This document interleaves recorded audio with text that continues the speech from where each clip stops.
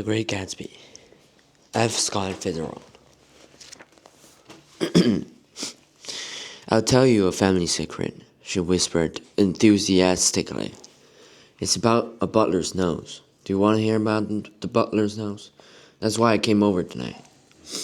Well, he wasn't always a butler. He used to be a silver polisher for some people in New York that had a silver service for 200 people. He had to polish it from morning to night until finally it began to affect his nose. Things went from bad to worse, suggested Miss Baker. Yes, things went from bad to worse until finally he had to give up his position. For a moment, the last sunshine fell with romantic affection upon his glowing face. Her voice compelled me forward breathlessly as I listened. Then the glow faded, each light deserting her with a lingering regret.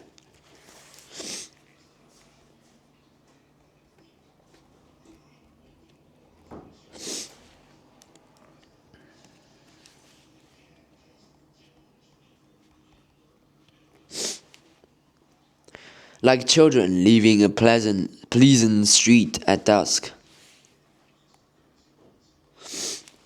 The butler came back and murmured something close to Tom's ear, whereupon Tom frowned.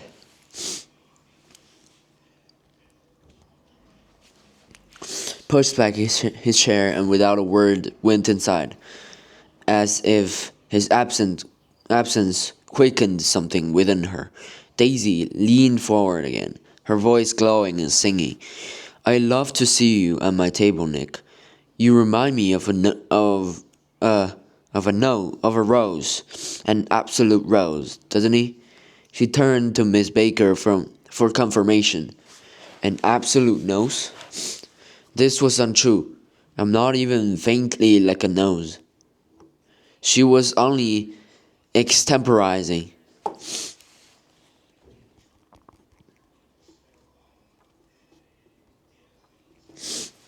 But a stirring warmth flowered from her.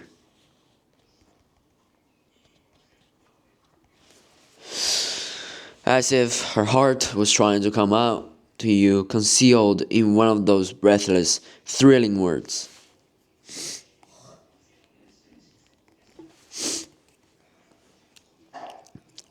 Then suddenly, she threw her napkin on the table and excused herself and went into the house. Miss Baker and I exchanged a short glance, consciously devoid of meaning.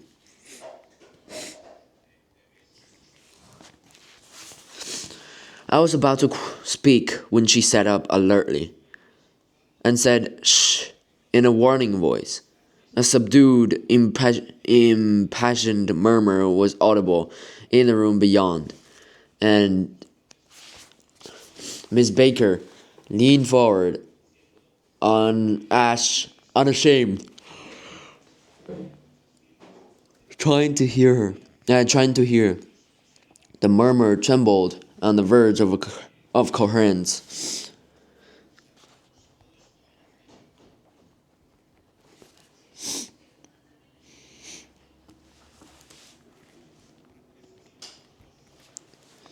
Sank down, mounted excitedly, and then ceased altogether. Mr. Gatsby you spoke of is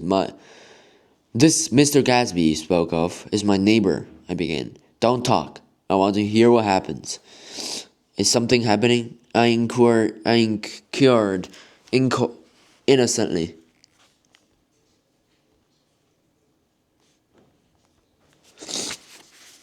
You mean to say you don't know? Said Miss Baker, honestly surprised. I thought everybody knew. I don't. Why? She said hesitantly. Tom's got some woman in New York. Got some woman? I repeated blankly. Miss Baker nodded. She might have a decency not to telephone him at dinner time, don't you think? Almost before I had grasped her meaning there was a flutter of a dress and a crunch of leather boots. And Tom and Daisy were back at the table.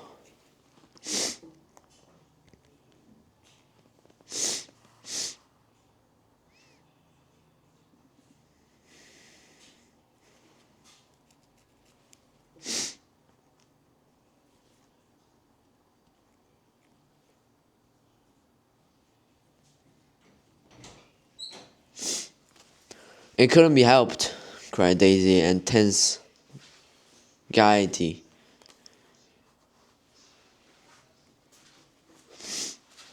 She sat down, glanced searchingly at Miss Baker and then at me, and continued.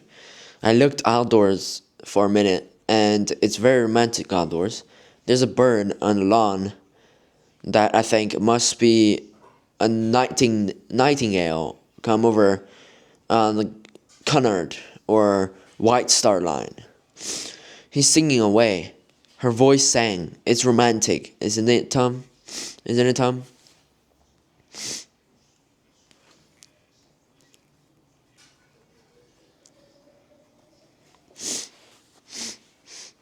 Very romantic, he said, and then miserably to me, if it's light enough after dinner, I want to take you down to the stables. The telephone rang inside startlingly, and as Daisy shook her head decisively at Tom, the subject of the stables, in fact all subjects, vanished into air. Among the broken fragments of the last 5 minutes at table, I remember the candles being lit again, pointlessly, and I was conscious of wanting to look squarely at everyone, and yet to avoid all eyes. I couldn't guess what Daisy and Tom were thinking, but I doubt if even Miss Baker, who seemed to have mastered a certain hearty skepticism, was able to utterly to put this fifth guest's thrill metallic urgency out of mind. To a certain temperament, the situation might have seemed intriguing. My own instinct was to telephone immediately for the police. My horses, needless to say, were not mentioned again. Tom and Miss Baker, with several feet of twilight between them, strolled back into the library, as if to a vigil beside a perfectly tangible body, while trying to look pleasantly interested and a little deaf. I followed Daisy around the chain of connecting verandas to the porch in front. In its deep gloom, we sat down side by side on a wicker settee.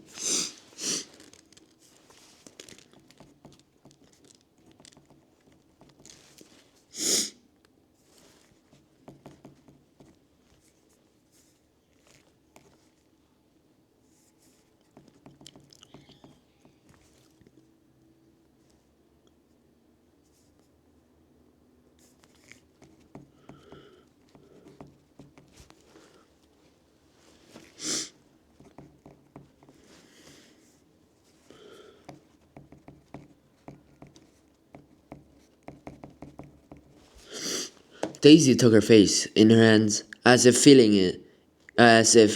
its lovely shape, and her eyes moved gradually out into the velvet dusk. I saw that turbulent emotions possessed her, so I asked what I thought would be some sedative questions about her little girl. We don't know each other very well, Nick, she said suddenly. Even if we're cousins, you don't come to my wedding. I wasn't back from war. That's true, she hesitated. Well, I've had a very bad time, Nick. I'm very pretty cynical about everything. Evidently, she had reason to be. I waited, but she didn't say any more. And after a moment, I returned rather feebly to the subject of her daughter. I suppose she talks and eats and everything. Oh yes, she looked at me absently. Listen, Nick, let me tell you what I said when she was born. Would you like to hear? Very much.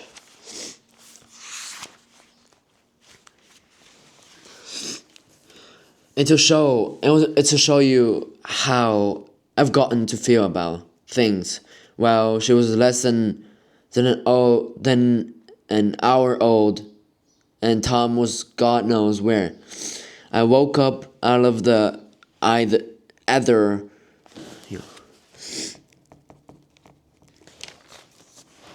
with an utterly abandoned feeling, and asked the nurse right away if it was a boy or a girl. She told me it was a girl, so I turned my head away and wept. "Alright," I said, "I'm glad it's a girl, and I hope she'll be full. That's the best thing a girl can be in this world. A beautiful little fool.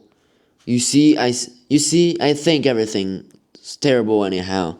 She went on in a convinced way. "Everybody thinks so. The most advanced people, and I know. I mean everywhere, and seen everything, and done everything."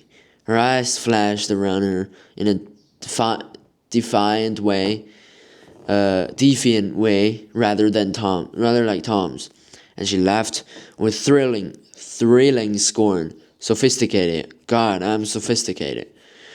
The instant her voice broke off, ceasing to compel my attention, my belief, I felt the basic insincerity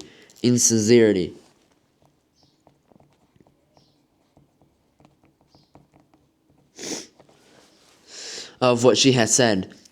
It made me uneasy, as though the whole evening had been a trick of some sort to exact a contributory emotion from me. I waited, and sure enough, in a moment she looked at me with an absolute smirk on her lovely face,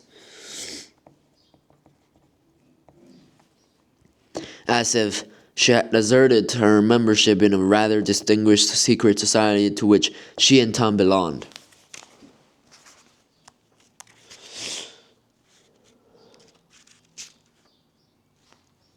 Well, I guess that's for today.